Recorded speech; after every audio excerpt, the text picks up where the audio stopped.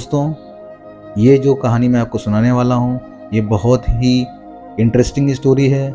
पूरी स्टोरी को सुनिएगा, स्किप मत करिएगा और चैनल पर नए हो तो सब्सक्राइब पक्का कर लीजिएगा। बेहद सुंदर सजा हुआ रूम, उसमें लगे अलग अलग टिमटिमाते एलईडी बल्ब्स और कई सारी कैंडल्स की रोशनी, ऊपर से रात का पूरा दिखाई देता पूर्णिमा का चंद्रमा, यह सारी चीजें कल्पना को मदहोश किए जा रही थीं। शोभित रूम सजाकर मैं थोड़ी देर में वापस आता हूँ कहकर कल्पना को उस रूम में अकेला छोड़कर चला गया था।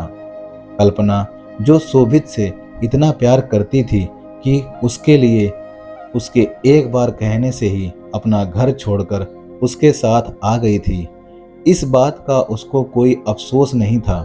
कल्पना को अपने सपनों का राजकुमार मिल गया था। इन दोनों ने भागकर शादी कर ली थी और आज उनके मिलन की रात थी।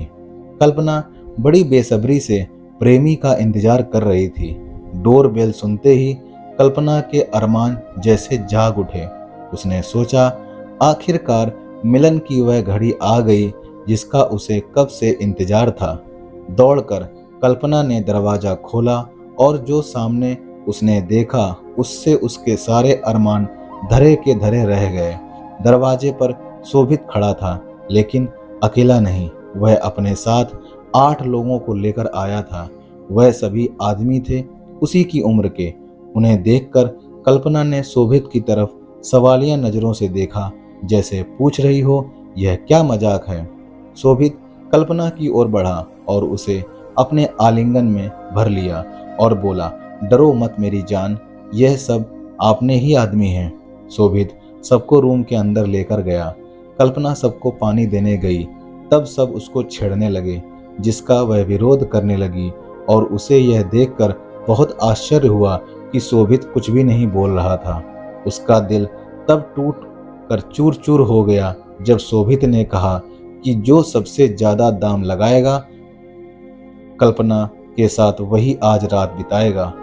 कल्पना को अब समझ में आ गया था कि शोभित उसके साथ जिंदगी बिताने के लिए नहीं, बल्कि उसे बेचकर उसकी इज्जत मिट्टी में मिलाने के लिए यहाँ लेकर आया था। कल्पना को अब काफी पछतावा हो रहा था। उसे यह सोचकर और ज्यादा रोना आ रहा था कि काश उसने अपने बाबा की बात मान ली होती, जो पहले से इस प्यार के खिलाफ थे। वे उसे काफी समझाते आ रहे थे कि उन्हें शोभित अच्छा लड़का नहीं नजर आता है, लेकिन कल्पना ने उनकी एक ना सुनी थी। शोभित के पैसों की बात पर उसके साथ आए लोगों ने बंदूक निकालकर उसी पर निशाना लगा दिया और बोले, पैसे तो नहीं, लेकिन कल्पना के बदले तुझे मौत जरूर देंगे। शोभित ऊपर से नीचे तक कांप गया था और वहीं पर पत्थर की मूर्त बन के खड़ा रहा। सभी लोग कल्पना की ओर बढ़े, उसका दामन दागदार करने के लिए। कल्पना सोच रही थी उसके साथ कुछ भी गलत हो, इससे अच्छा उसको मौत आ जाए। जैसे जैसे लोग उसके करीब बढ़ते जा रहे थे, कल्पना और भी ज़्यादा डरती जा रही थी। जब उन लोगों में से एक ने उसकी साड़ी को छुआ ही था कि दरवाजे पर पुलिस की एक टीम ने दस्तक दी, जिसके साथ कल्पना के पिता भी थे, जो कल्पना को तलाशते हुए उसके ठिकाने तक पहुंच गए थे। अपने पिता को देखकर कल्पना को जैसे नया जन्म मिल गया। वो तेजी से दौड़ी और अपने पिता के गले लग गई। सारी बात पता चलने पर उसके पिता की आंखों में खून उतर आया। अगर साथ में पुलिस ना होती तो शायद वह उन लोगों में किसी न किसी की जान ही ले लेते, लेकिन पुलिस ने उन्हें रोक लिया और सभी को गिरफ्तार कर शोभित को भी गिरफ्तार कर लिया। दोस्तों, कोई भी प्यार के खिलाफ नहीं होता है, लेकिन आज के ज़माने में जो देखा देखी में या फिल्मी कहानियों को देखकर जिस तरह का प्यार युवा युवतियां करती हैं, बिना सोचे समझे उसके खिलाफ है। अपने माता पिता और परिवार को दुखी कर कोई भी प्यार कभी सफल नहीं हो सकता, और बिना एक दूसरे को अच्छी तरह जाने, एक दूसरे का नेचर पहचाने जो प्यार होता है वह प्यार नहीं, वह महज आकर्षण होता है और कुछ नहीं। दोस्तों, इस कहानी में उसके पिता पुलिस लेकर आ गए थे। सोचो अगर उसके पिता ना आए होते तो उन 8 लोगों ने उस लड़की के साथ क्या किया होता और उस लड़की की ज़िंदगी बर्बाद हो जाती।